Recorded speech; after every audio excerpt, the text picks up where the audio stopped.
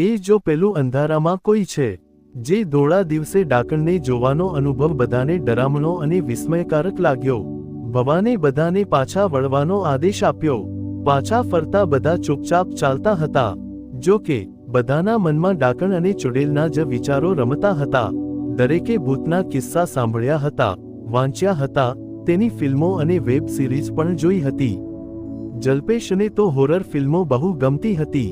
તે હિન્દી સિવાય અંગ્રેજી ફિલ્મો પણ જોતો. દરેકના મનમાં એક સવાલ કોમન હતો: શું એ ખરેખર ભૂત હતું? શંકા કુશંકાઓની આંધી બધાના મનને ધમરોળતી હતી. બધા હવેલી પર પાછા ફર્યા ત્યારે શારીરિક અને માનસિક રીતે થાકી ગયા હતા. ભૂખ પણ લાગી હતી. ખાવાનું તૈયાર હોવાથી બધાએ જમ્યા પછી જ આરામ કરવાનું નક્કી કર્યું. જમતી વખતે પણ બધા ચૂપ હતા. સુશીલાએ બનાવેલી સ્વાદિષ્ટ દાલબાટીના સ્વાદની પણ બધાને ખબર ના પડી. જમીને બધા ઉપર પોતાના રૂમમાં જતા હતા ત્યાં અંકિતે બધાને રોકતા કહ્યું, તમને નથી લાગતું કે આ ભૂતની ઘટનાઓ પ્રી પ્લાન્ડ છે? એવું કેવી રીતે કહેવાય? ધોળા દિવસે ઝાડ પરથી સાડી પડે ને ભડભડ બળવા લાગે. ટેકરી પર લાલ સાડી પહેરીને જતી ચુડેલ દેખાય. આ બધું તને ગોઠવેલું લાગે છે? જલ્પેશે જોશમાં આવીને દલીલ કરી. જલ્પેશની વાત સાચી છે. એ વખતે બધાની કેવી ફાટી પડી હતી. માર્ગીએ જલ્પેશનો પક્ષ લેતા કહ્યું, સૌથી વધારે તારી ફાટી હતી. 10 મિનિટ સુધી તો બોલી પણ શકી ન હતી. તન્હાએ માર્ગી સામે જોતા કહ્યું. માર્ગી કશું બોલી નહીં. તે દયામણા ચહેરે મંથન સામે જોઈ રહી. મંથને તેનો પક્ષ લેતા કહ્યું, એ સમયે તો બધા જ ડરી ગયા હતા અને ભવાને બધાને ચૂપ રહેવા કહ્યું હતું. ભવાનને ખબર હતી કે તે જગાએ ડાકણ રહે છે, તો આપણને ત્યાં શું કામ લઈ ગયો? અંકિતે પ્રશ્ન કર્યો. આપણને ડરાવવાની એને મજા આવતી હશે. રાહીએ મજાકના સૂરમાં કહ્યું, આપણે અહીં મોજ મસ્તી કરવા આવ્યા હતા, ભૂતોને જોવા નહીં. મંથન ચીડાયો, તો હવે શું કરીશું? હજુ તો 2 દિવસ બાકી છે. મને તો લાગે છે કે આપણે પાછા જતા રહેવું જોઈએ. ડરતા ડરતા રહેવું તેના કરતાં જતું રહેવું સારું. હા હું I agree with Margi. જલ્પેશે Margi સામે જોતા કહ્યું, પણ જઈશું કેવી રીતે? અહીંથી કોઈ વાહન મળે તેમ નથી. આપણે કંપનીના મેનેજરને વાત કરીએ. પણ કેવી રીતે? મોબાઈલ નેટવર્ક પણ નથી. ભવાનને કહીએ.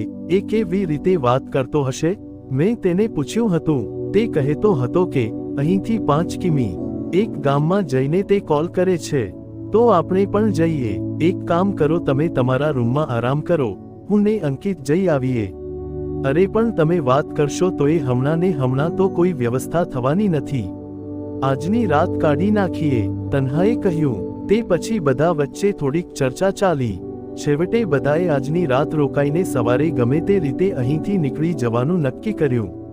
બધા પોતપોતાના રૂમમાં આરામ કરવા ગયા. માર્ગીએ મંથન સામે જોયું. તેની નજરમાં એક ફરિયાદ હતી. મંથન તેની વાત સમજી ગયો. તેણે માર્ગીનો હાથ પકડીને પોતાની પાસે ખેંચી. રૂમમાં જતા જતા બધાએ તે જોયું. કેરી ઓન, અમે નહીં જોઈએ, કહેતા જલ્પેશ હસ્યો. તન્હાએ વિહંગ સામે નજર કરી. વિહંગે આંખો ઝુકાવી, મોં ફૂલાવીને તન્હા તેના રૂમમાં ચાલી ગઈ. મંથન માર્ગીનો હાથ પકડીને નીચે લઈ આવ્યો. બપોરનો તાપ થોડો તેજ હતો. હવેલીના આગળના ભાગે ગોઠવેલી છત્રીઓ અને ખાલીખમ ખુરશીઓ જાણે કે કોઈના આવવાની રાહ જોઈ રહી હતી. ખુરશીઓની એ આશા ઠગારી નીવડી. મંથન અને માર્ગી ખુરશીઓની અવગણના કરીને આગળ નીકળી ગયા. થોડેક દૂર આવેલા એક વડના ઝાડ નીચે છાનિયાડામાં બંને એક પથ્થર પર બેઠા. બપોરનો તાપ હોવા છતાં વડ નીચે ઠંડક હતી. વડની ડાળી પર બેઠેલી કાબર તેમનું સ્વાગત કરતી હોય તેમ ચહેકી. માર્ગીએ મંથનના ખભે માથું ઢાળી દીધું. મંથને તેના વાળમાં આંગળા પરોવ્યા ને બંને એકબીજામાં ખોવાઈ ગયા. આજે રાત્રે જમવામાં પંજાબી ફૂડ હતું. બસ આજની રાત કાઢવાની હતી. સવારે તો બધાએ અહીંથી ચાલ્યા જવાનું નક્કી કર્યું હતું. બધાએ દબાવીને ખાધું. ઘૂંઘટમાં રહેતી સુશીલા થોડીક વિચિત્ર લાગતી હતી, પણ તે ખાવાનું બહુ સરસ બનાવતી હતી.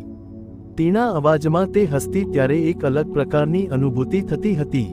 જમી લીધા પછી બધાએ ભવાનને બોલાવીને કહી દીધું કે વહેલી સવારે તે લોકો અહીંથી ચાલ્યા જવાના છે. જવાબમાં ભવાન હસ્યો અને એટલું જ કહ્યું, ઇધર સે એકલા જાણા સહેલું ની હે.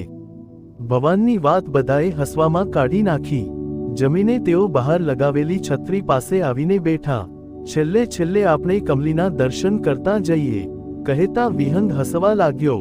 બધાએ દૂર ટેકરી તરફ જોયું પણ અંધારા સિવાય કશું દેખાયું નહીં.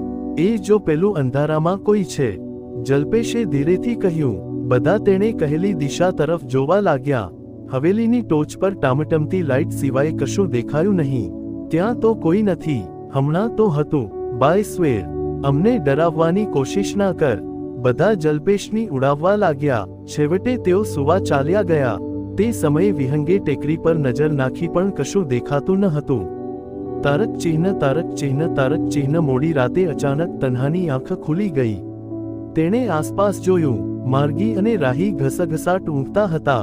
તેણે રૂમમાં નજર ફેરવી. ડીમલાઇટના આછા અજવાળામાં રૂમ ભયંકર લાગતો હતો. દૂરથી આવતો તમરાનનો અવાજ તેમાં તિરાડ પાડવા મથતો હોય તેમ એકધારો મચી પડ્યો હતો.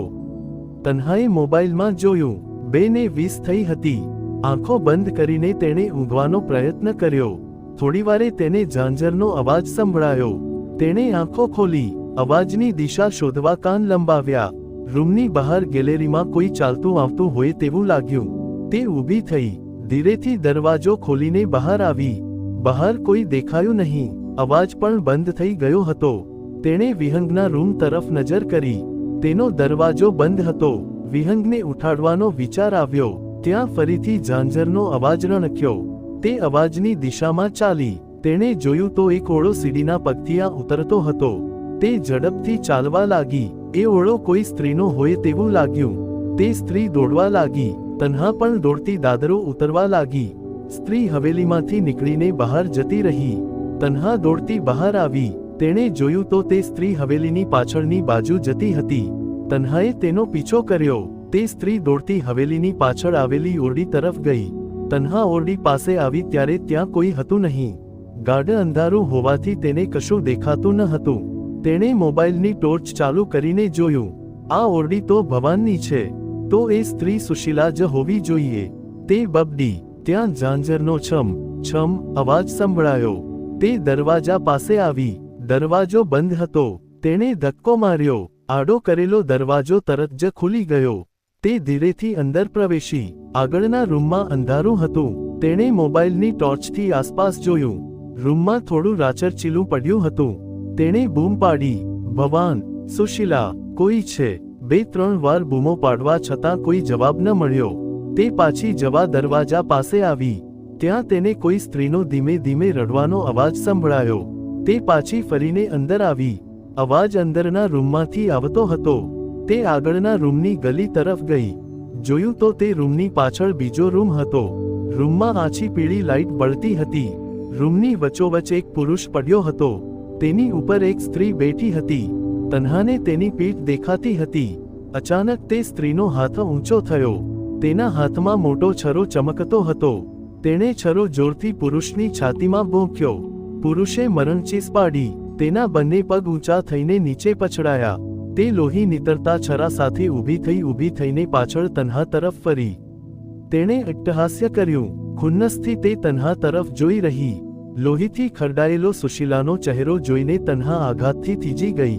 સુશીલાએ ભવાનની હત્યા કરી નાખી હતી. તન્હા પાછળ ફરીને હવેલી તરફ દોડવા લાગી. અંધારામાં તે રસ્તો જોયા વિના અડસટ્ટે દોડતી હતી. અચાનક તેના માથામાં કોઈએ લાકડી મારી. તે નીચે પડી. તેને અંધારા આવતા હતા. તેની નજર સામે મારનારનો ચહેરો દેખાયો અને તે બેહોશ થઈ ગઈ.